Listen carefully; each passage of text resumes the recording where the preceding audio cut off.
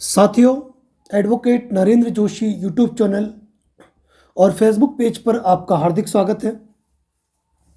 साथियों, हर बुनियादी ज़रूरत के लिए, चाहे वह मकान लेना हो, कार लेनी हो, या फिर घर का कोई कंज्यूमर ड्यूरेबल प्रोडक्ट लेना हो, या फिर कुछ फाइनेंस की ज़रूरत पड़ जाती है, तो हम बैंकों से, एनबीएफसी से, वित्तीय संस्थानों से लोन लेते हैं और कोशिश करते हैं कि हमारे द्वारा उन लोन की जो ईएमआई है, मासिक किस्त है, उनकी राशि का भुगतान समय पर कर दिया जाए।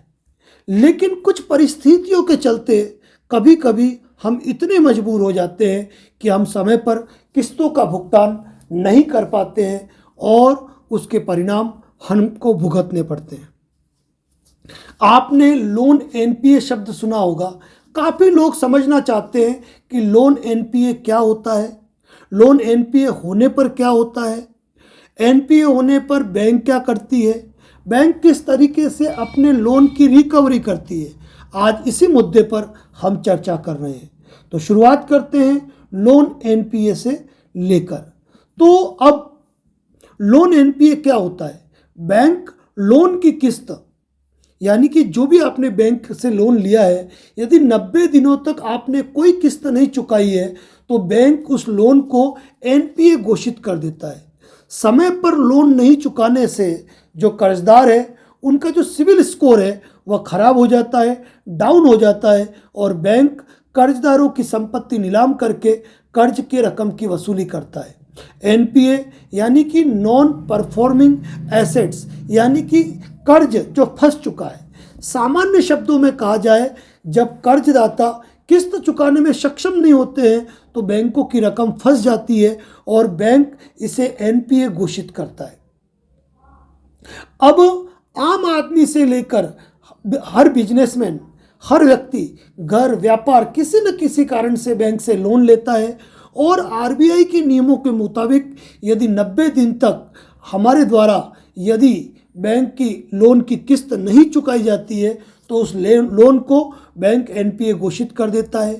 अगर ब्याज या मूलधन 90 दिनों या 3 महीने या उससे अधिक के समय के लिए ओवरड्यू रहता है तो लोन अकाउंट को एनपीए के रूप में काउंट करते हैं।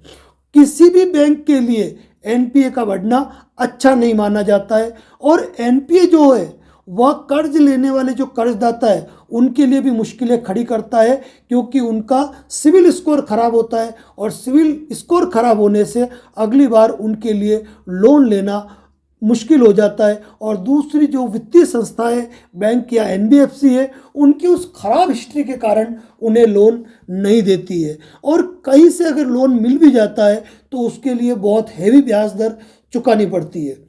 तो यहाँ पर सबसे बड़ी बात यह है कि जिस ग्राहक का सिविल जितना अच्छा होगा उसे उतने ही कम ब्याज दर में और सुविधाजनक, बड़ी त्वरित गति से उसको लोन मिल जाता है। और रिकवरी करने के लिए बैंक सख्त कदम उठाता है, रिकवरी एजेंसी अपॉइंट करता है और रिकवरी के लिए उन्हें अच्छा खासा कमीशन देता है। यही कारण है कि रिकवरी एजेंट ये न केन प्रकारेण बैंक का कर्जा वसूल करने का पूरा प्रयास करते हैं।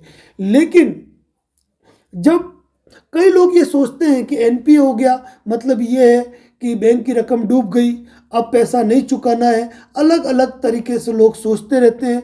बैंक लगातार कर्जदाताओं को नोटिस पर नोटिस भेजता है।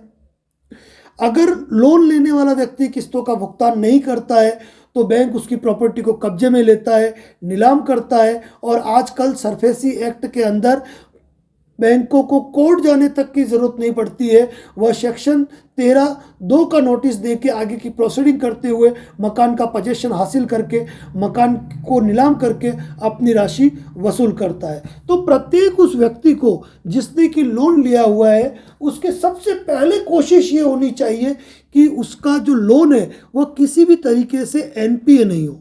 और अगर वह मासिक किस्तें भरने में असमर्थ हो रहा है तो उसे चाहिए कि वह बैंक जाकर अपनी जो मासिक किस्तें हैं उस राशि को कम कर दे, जिससे कि उसका टेनर बढ़ जाएगा और उसको कुछ ब्याज ज़्यादा चुकाना पड़ेगा, लेकिन वो डिफ़ॉल्ट नहीं होगा। और किसी कारणवश यदि आप उस लोन ईएमआई का आप भुगतान न कर पा रहे हैं और बैंक यदि आपको नोटिस भेज रहा है, चाहे वो नोटिस बैंक का हो, चाहे वो नोटिस वकील के थ्रू आया हो, चाहे वो नोटिस कोर्ट के थ्रू आया हो, आपको उसका रिप्लाई देना चाहिए। क्योंकि यदि आप नोटिस का रिप्लाई नहीं देंगे तो इसका नेगेटिव इम्पैक्ट जाएगा और आपकी प्रॉपर्टी भी आपके हाथ से निकल सकती है। तो कुल मिलाकर यदि आप किसी भी कारण से यदि लोन नहीं चुका पा रहे हैं तो उसके लिए विकल्पों का इस्तेमाल करें, अच्छे कानूनी सलाहकारों से संपर्क करें, बैंक से कोई नोटिस आता है तो उसका जवाब ज़रूर दें। इसी प्रकार के अपडेट हमारे यूट्यूब चैनल पर डिटेल में दिए जाते हैं। हमारे फेसबुक पेज पर नए हैं तो हमें फॉलो करें। यदि आप हमें यूट्यूब पर देख रहे हैं तो आप हमारे इस चैनल को सब्सक्राइब जरूर करें ताकि जो भी हमारा अपडेट आए वो सबसे पहले आप देख पाए। बने रहे इसी चैनल पर, बहुत जल्दी इसी प्रकार की एक अच्छी जानकारी आपके साथ और साझा की जाएगी। धन्यवाद। जय हिंद, जय भारत, जय मेवाड़।